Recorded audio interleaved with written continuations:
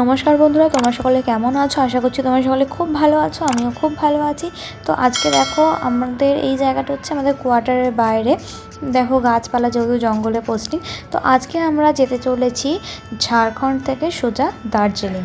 তো দেখো, আমরা একটানা গাড়ি চালিয়ে খালি একটু লাঞ্চ করে আবার একটা ব্রেক নিয়েছিলাম, সেকেন্ড ব্রেক, সেটা হচ্ছে উত্তর দিনাজপুরে। তারপর আবার দেখো, আমরা শিলিগুড়িতে ফার্স্ট রাত স্টে করেছিলাম। ফার্স্ট নাইট আমরা ছিলাম শিলিগুড়িতে। আর হোটেলের ভিউটা ছিল ঠিক এরকম, মানে আমাদের রুমের ভিউটা ছিল এরকম। একটা বেড ছিল, একটা ড্রেসিং টেবিল ছিল, আর ওখানে একটা টি টেবিল মতো ছিল, একটা পাখা। আর এখানটা দেখো, এখানটা হচ্ছে গিয়ে আমাদের বাথরুম দিয়েছিল একটা। বাথরুমটা বেশ পরিষ্কারই ছিল, গিজার ছিল, কোনো অসুবিধা হয়নি। এটা কিন্তু নন এসি রুম ছিল। আর হোটেল ভাড়া মোটামুটি ঠিকই ছিল, খুব হাইফাই না, মোটামুটি রেঞ্জের মধ্যে, ঠিক আছে। 2-3 হাজার টাকার মধ্যেই পাওয়া গেছে শিলিগুড়িতে হোটেল। আরও অনেক কম দামে ছিল, কিন্তু সেগুলো না, মানে বেডগুলো ভালো ছিল না, বা কোনোটা একটু অপরিষ্কার ছিল। তা আমরা সেদিন লাঞ্চে করেছিলাম এই যে 3টে বিরিয়ানি নিয়েছিলাম। তার মধ্যে এগুলো যতটা সময় চিকেন বিরিয়ানি ছিল, 2টো চিকেন আর একটা এগ বিরিয়ানি ছিল। হ্যাঁ, আর আমাদের রুম নাম্বার ছিল 302। আর এখানে টাইলসটা এরকম বসানো ছিল লাল লাল। তো দেখো, পরদিন সকালবেলা আমরা আবার বেরিয়ে যাচ্ছি দার্জিলিংয়ের উদ্দেশ্যে। আমরা ফার্স্ট ট্যুর করলাম দার্জিলিং, ঠিক আছে। এবারে দার্জিলিং যেতে যেতে আমাদের হচ্ছে দার্জিলিং থেকে ফেরার পথে আমাদের মনে হলো কি আসার পথে তো তারাপীঠ পড়বে, তো তারা মায়ের দর্শনটা দিয়েই আসি। তো দার্জিলিং থেকে কিন্তু আমরা আবার তারাপীঠ চলে গেছিলাম। তো দেখো, শিলিগুড়ির রাস্তা থেকে বেরিয়ে, শিলিগুড়ির যে মানে জ্যামটা হয়, ওই জ্যামটা থেকে বেরিয়ে আমরা এবার সোজা যাচ্ছি দার্জিলিংয়ের পথে।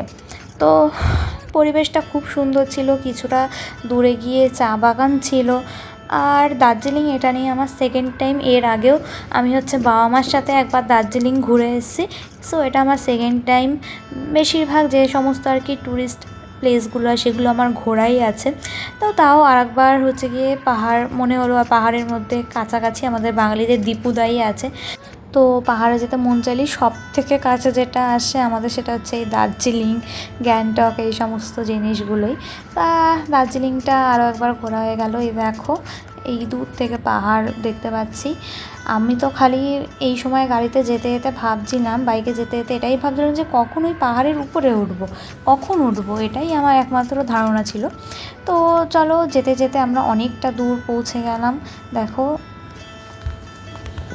আমাদের যেহেতু আগে থেকে একদমই প্ল্যান ছিল না, একদম হুট করে প্ল্যান মানে করেই চলে যাওয়া হয়েছে হঠকারিতার মধ্যে, সেহেতু না আমাদের তেলের জার ফার না আমরা নেওয়াই হয়নি। আমাদের পাহাড়ি রাস্তায় যে যাচ্ছি, তেলের জার ক্যারি করব পেট্রোল নিয়ে, আর সে আর হয়নি।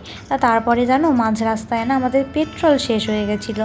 মানে শেষ হয়ে গেছিলো বলতে যে গাড়ি থেমে গেছিলো তা না, কিন্তু আর একটা দাগ, দুটো দাগ, মানে এরকম দুটো দাগ থেকে একটা দাগে নেমে গেছে, এরকম হয়েছে। এবার ভয় লাগছে। আর পাহাড়ি রাস্তায় আমি যতদূর শুনেছি তেলটা না একটু বেশিই যায়, পেট্রোলটা একটু বেশিই যায়। তো তাই জন্য কী করব, এখানে না একটা লোকাল দোকান থেকে আমরা পেট্রোল ভরিয়ে নিয়েছিলাম। পেট্রোল পাম্প ছিল এখান থেকে না অনেকটা দূর। আর দেখো সিনারিটা কি সুন্দর লাগছে। আর আমি না ওই দিকে তাকাতে ভয় পাচ্ছিলাম, কেন জানো? কারণ ওখানে হচ্ছে গিয়ে ওই সাইডটা খাদ ছিল, দূরে পাহাড় আর মাঝখানটা খাদ। তো আমি চোখ বন্ধ করে ক্যামেরাটা করেছিলাম। আমার যেমনি পাহাড় খুব ভাল লাগে, তেমনি কিন্তু পাহাড় আমার খুব ভয়ও লাগে। আর হাত পা না পুরো জমে যাচ্ছিলো ঠান্ডায়, কারণ আমরা গেছিলাম শীতের সময়। তো দার্জিলিং তো খুব একটা স্নোফল দেখা যায় না, খুব রেয়ার। তাই জন্য আমি দুবারে একবারও দেখতে পারিনি স্নোফল দার্জিলিংয়ে। শুনেছিলাম আমি যখন বাবা মার সাথে গেছিলাম তার 2-3 দিন পর নাকি হয়েছিল একবার স্নোফল, খুব সামান্য। তো তোমাদের যেটা বলছিলাম, এখান থেকে একটা লোকাল দোকান থেকে পেট্রোল ভরিয়েছিলাম, ঠিক আছে। এখানে কিন্তু ওরকম পেট্রোলের দোকান ওরকম কিছু না। এখানে লোকাল যারা সাধারণ দোকান থাকে, যেমন খাবারের দোকান, ফুল গাছ দেখলাম এখানে খুব বিক্রি হয়। প্রায় প্রত্যেকের বাড়িতে এখানে জানো তো ফুল গাছ পোতা। তো সেই সমস্ত দোকান থেকে, জামা কাপড়ের দোকান, ওদের দোকানে না আমরা দাঁড়িয়ে জিজ্ঞাসা করেছিলাম যে নিয়ারেস্ট পেট্রোল পাম্প কোথায়। তো ওনারাই তখন বললেন যে এখনও তো এখান থেকে অনেকটাই দূর, যতটা সম্ভব 20-30 কিলোমিটার বলেছিল, আমার না ঠিক এক্স্যাক্ট মনে নেই, যেহেতু অনেক দিন পর আমি ব্লগটা ছাড়ছি। তা তখন ওনারা বলেছিলেন যে ওনাদের কাছেই অ্যাভেলেবেল আছে পেট্রোল। তা আমরা ওনাদের থেকেই 5 লিটার মতো ভরেছিলাম। প্রতি লিটারে 30 টাকা না 40 টাকা করে বেশি নিয়েছিল, ওই হার্ডলি 50 টাকা করে লিটারে বেশি নিয়েছিল হবে। তো আমরা ভরিয়েই নিলাম, কারণ হচ্ছে বাই চান্স যদি এমার্জেন্সি হয়। আর দেখো এই সাইড দিয়ে টয় ট্রেন যাচ্ছে, মানে টয় ট্রেনের লাইন গেছে, আর আমরা কিন্তু টয় ট্রেনও দেখেছি। আমি 2বার গেছি, 2বারই টয় ট্রেন দেখতে পেরেছি। অনেকে নাকি টয় ট্রেন দেখতে পারে না, মানে সেই সময় আর কি উপস্থিত থাকে না। তো দার্জিলিংয়ে আমরা সবার প্রথম গেছিলাম হচ্ছে ঘুম স্টেশন। এই ঘুম রেলওয়ে স্টেশন কিন্তু আমাদের ভারতের সব থেকে উচ্চতম রেলওয়ে স্টেশন। আর এটা ভেবেই ভাল লাগে যে আমাদের ওয়েস্ট বেঙ্গলের মধ্যে অবস্থিত এই ঘুম রেলওয়ে স্টেশন। এটি সমুদ্রপৃষ্ঠ থেকে কিন্তু 7,400 ফুট উঁচুতে, আর এটি হিমালয়ান রেলওয়ের একটি অংশ। পাহাড়ের ধার দিয়ে কি সুন্দর সারি সারি গাছ বয়ে গেছে দেখো। আর এই মাঝখানে টুকটাক খাওয়া দাওয়া, সেগুলো আমি আর দেখাচ্ছি না। তবে পাহাড়ে চা খাওয়ার কিন্তু আলাদাই মজা। আমরা মাঝপথে যেখান দিয়ে চা খেয়েছিলাম, তার ভিউটা যতটা সুন্দর ছিল, চাটা ততটাই খারাপ ছিল। হয়তো আমরা অনেক সকালে গেছিলাম, তো সেই জন্য হয়তো তখনও অত ভালো মতো করতে পারিনি। আদারওয়াইজ ঠিক আছে, হয়ে যায় কখনো কখনো। কারণ এর আগের বার যখন আমি চা খেয়েছিলাম, দার্জিলিং টি খেয়ে কিন্তু আমার ভীষণ ভালো লেগেছিলো, কিন্তু এইবার কেন জানি খুব একটা ভালো লাগেনি। আমি না হয় লাস্টে গিয়ে ফটোটা আপলোড করে দেবো। তো দেখে নাও, আমরা এসে গেছি ঘুম রেলওয়ে স্টেশনে। এখান থেকে অপূর্ব দৃশ্য দেখো, টয় ট্রেন, আর এখানে সারি সারি গাড়ি দাঁড়িয়ে রয়েছে। কারণ এই ঘুম স্টেশন মানুষ দেখবে বলে কত দূর দূর থেকে মানুষ আসে, এসে ঘুম স্টেশন দেখে যায়। তারপরেই দেখো আমরা চলে এসেছি একটা মনিস্ট্রিতে, বুদ্ধ মনিস্ট্রিতে আমরা চলে এসেছি। আর এই মনিস্ট্রি থেকে তুমি বিশ্বাস করো দুর্ধর্ষ ভিউ দেখা যায়। দেখো এবার আমি আস্তে আস্তে যদি ক্যামেরাটা ঘোরাই, তোমরা দেখতে পাবে এটা হচ্ছে পুরো মনিস্ট্রিটা। আর এখানে লেখা আছে, আর এখানে বুদ্ধদেব। আর জানো নিচে না ওরা প্রেয়ার করছিল সিঁড়ি থেকে নামানোর পথে। আমি যদি পারি তোমাদের দেখাবো ক্যামেরায়। দেখো এখানে একটা আবার ক্লিনিক মতো আছে, হয়তো কারো শরীর খারাপ হলে সেইখানে চিকিৎসা করা যায়। এখান থেকে দেখো দার্জিলিং শহরের ভিউ পাওয়া যাচ্ছে। আর দেখো এখানে হচ্ছে প্রেয়ার করছিল। তো আমি আর ওদের না ডিস্টার্ব করলাম না গিয়ে, সেটা একদমই উচিত না। আর আমি কাছাকাছিও ক্যামেরা নিয়ে গেলাম না, কারণ সবারই একটা প্রাইভেসি থাকে। ওনারা হচ্ছে ওনাদের ঠাকুরের নাম জপ হয়তো করছিলেন। তো দেখো ঠান্ডায় না আমার মুখটাই কেমন বেঁকে বেঁকে গেছিলো, কারণ প্রচণ্ড ঠান্ডা ছিল। আর গাড়ি থেকে আসার সময় না, মানে গাড়ি নিয়ে আসছিলাম, খোলা হাওয়াটা লাগছিল, পুরো কান মাথা পুরো ধরেছিল, আর হাত তো মানে ঠান্ডায় জমে যাচ্ছিলো। তো দেখো রাস্তাটা কিন্তু বেশ ঢালু জানো।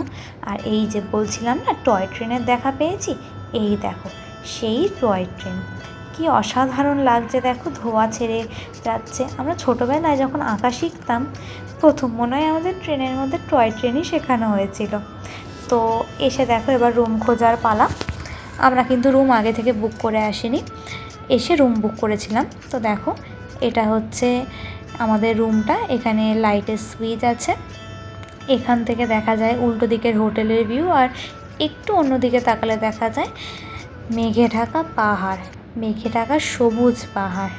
আর এখানে দেখো একটা টিভি দিয়েছে, চলে কিনা জানি না, কিন্তু টিভি দিয়েছে, কিন্তু স্ক্র্যাচ খাওয়া, সে যাই হোক। আর 1-2 দিনের জন্য কী বা হবে টিভি দেখে। ঠিক আছে, এখানে একটা কার্পেট দিয়েছে, আর খুব সুন্দর করে বিছানাটা সাজিয়ে দিয়েছিল, কিন্তু এসেই জিনিসপত্র রেখে খুব বাজে দেখতে হয়ে গেছে বিছানাটা। এখানে একটা ড্রেসিং টেবিল, যাই হোক ইগনোর করো। আর এখানে একটা আলমারি মতো দিয়েছে, দেখো আবার হ্যাঙ্গারও দিয়েছে, এখানে প্রয়োজনীয় জিনিসপত্র স্টোর করে রাখা যেতে পারে। আর এখানে দেখো একটা কাচের জানলা দিয়েছে, জানলাটা না বেশ বড় ছিল। একটু সমস্যা হচ্ছিল, কারণ যে পর্দাটা দিয়েছিল না, পর্দাটা ছোট, তাই জন্য ঘরে যদি ড্রেস চেঞ্জ করার হতো খুব মুশকিলে পড়তাম। দেখো একটু দূরে গেলে পাহাড়ের ভিউ দেখা যাবে, কারণ এটা আমরা যেহেতু শহরেই নিয়েছি, সেহেতু না এখানে হোটেল পুরো গ্যাঞ্জামে ভর্তি, জানো তো, একদম পাহাড়ের ভিউ ওই সাইডের হোটেলগুলোই ছিল। কিন্তু যেহেতু আমরা সিজনে গেছিলাম, হোটেল ভাড়াটা এতটা বেশি বলছিল যে 9,000 পর্যন্ত হোটেল ভাড়া আমাদের উল্টো দিকের হোটেলটা চেয়েছিল। তাই জন্য আমরা তার উল্টো দিকে তুলনামূলক ওর থেকে একটু কম দামে হোটেল পেয়েছিলাম, তাই আমি ওই হোটেলটা না নিয়ে তার উল্টো দিকের সাইডের এই হোটেলটা নিলাম। এখানে দেখো একটা বেসিন আছে, এটা মোটমাট একটা বাথরুম দিয়েছে আমাদের। এই যে এখানে আর একটা আয়না রয়েছে। এই যে আমি ভীষণ টায়ার্ড ছিলাম, তো তখন আমরা বেরিয়ে পড়েছিলাম একটু সাইট সিন করতে। দুপুরবেলা লাঞ্চ সেরে আমরা বেরিয়ে গেছিলাম সাইট সিন করতে। তবে এখানে আমরা দুপুরবেলা একটা চিকেন থালি নিয়েছিলাম, জানো তো, কিন্তু চিকেনগুলো কিন্তু অসাধারণ খেতে। পুরো বডির পিস দিয়েছিল, বডির পিস আমি অতটা পছন্দ করি না, কিন্তু তাও মাংসটার টেস্ট ভালো ছিল। আর ডাল আর পাঁপড় ভাজা অসাধারণ ছিল, আরও কী সব যেন ছিল, চাটনি তারপর দিয়েছিল, কিন্তু চিকেনটাও কিন্তু খুব সুন্দর করেছিল। তো দেখো আমরা এবার এখানটা দিয়ে চলে এসেছি একটু সাইট সিন করতে। এই জায়গাটার নামটা না আমার ঠিক মনে নেই, তো তোমরা দেখো, এনজয় করো। তারপর আমরা চলে গেছিলাম একটা মিউজিয়ামে। মিউজিয়ামের ভেতরে যেহেতু ক্যামেরা অ্যালাউ নেই, সেহেতু মিউজিয়ামের ভেতরটা আমরা তুলে ধরতে পারিনি। এই রাস্তাটা কিন্তু বেশ ঢালু, জানি না ফোনের ক্যামেরায় কতটা বোঝা যাচ্ছে। তো যেটা বলছিলাম, মিউজিয়ামের ভেতরে ফোন অ্যালাউ করলো না। তো সেই জন্য আমি বলে দিচ্ছি, যেমন যারা যারা হিমালয়ে উঠেছিলেন তাদের ড্রেস, জুতো, তারপর স্কেটিং বোর্ড কতগুলো, তারপর সমস্ত প্রাণীর বিভিন্ন মানে অসংখ্য প্রজাতির ওখানে না প্রজাপতির মানে মরা দেহ ওরা স্টোর করেছে। মানে এত কালার, এত ভ্যারাইটি, এত সুন্দর, তা আমি কি বলবো। তারপরে আবার মানুষের কঙ্কাল, কুমিরের কঙ্কাল, বিভিন্ন প্রাণীর পচা গলা নিথর দেহ সব ওখানে স্টোর করা, কিন্তু কোনো বাজে গন্ধ নেই, কারণ ওরা নিশ্চয়ই সেভাবে স্টোর করে একটা পদ্ধতি আছে। বিভিন্ন রকমের সাপ, ছাড়ো কেন, ব্যাপার আছে। কাম কাম কাম কাম, হ্যালো হ্যালো।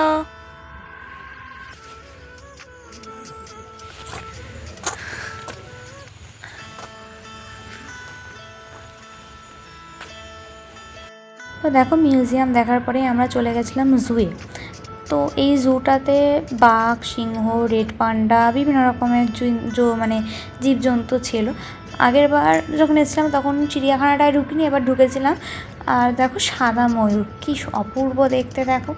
সে যাই হোক, তো টিকিট প্রাইস ঠিক কতটা নিয়েছিল বলতে পারবো না, 50 টাকা বা 100 টাকার মধ্যে নিয়েছিল, জানো, যতটা সম্ভব পার পার্সন 100 টাকা করে নিয়েছিল।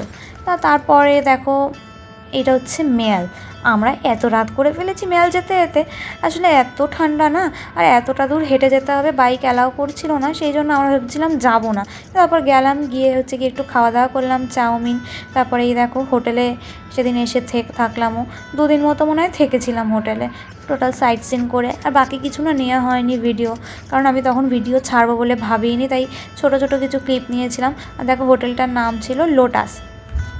তা আমরা হচ্ছে এখানে আবার একটা আয়না আছে, আবার ওয়েলকাম লেখা। সে যাই হোক, আমরা হচ্ছে কি এখন বেরিয়ে যাচ্ছি। তো দেখো এটা হচ্ছে হোটেলের বাইরের ভিউটা। এই যে আমাদের বাইক, এই যে হোটেলটা, এই হোটেলটায় আমরা ছিলাম। আমরা আরও কিছুদিন থাকতাম, কিন্তু বিশেষ কারণে চলে আসতে হয়। তো আশেপাশে যেহেতু তারাপীঠ পড়ে, সেহেতু আমরা তারাপীঠ হয়ে এসেছিলাম। সেটা নয় অন্য কোনো ভিডিওতে দিচ্ছি। ততক্ষণে যেন তোমরা সকলে খুব ভালো থেকো, আর সাবস্ক্রাইব করে দিও। আবার দেখা হচ্ছে নেক্সট কোনো ব্লগে। টাটা।